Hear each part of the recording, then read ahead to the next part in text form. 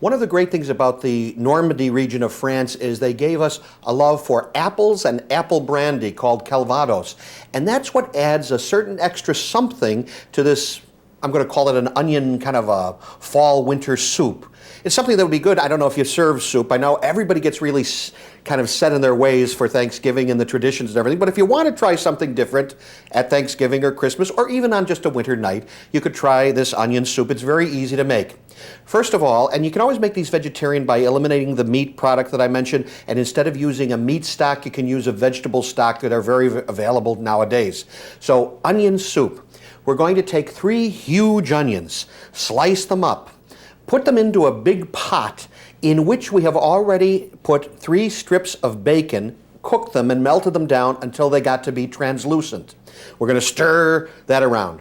Then we're going to take a couple of apples, put those in, stir them around. Salt it a little bit, pepper it a little bit. You're going to put in about 1 cup to 2 cups of white wine. Now, what white wine would you use? I'd use a dry white wine. I might even use a Chardonnay. But the most all-purpose wine I like to use is a dry vermouth. It really fits the bill anytime you want to use a dry white wine. Put the white wine in a couple of cups. You put about 1 cup of apple cider in. So you got the apples, you got the cider, you got the onions.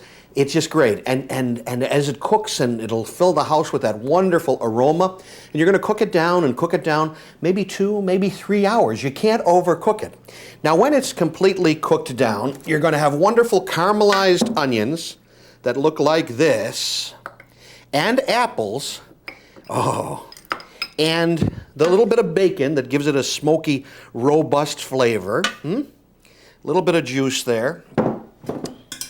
And you're going to top that, with a slice of French bread, and I'm going to put some butter that I mixed with cinnamon over the French bread, and I'm going to top that all with a nice piece of Gruyere cheese. You can use any kind of cheese, but don't use processed cheese.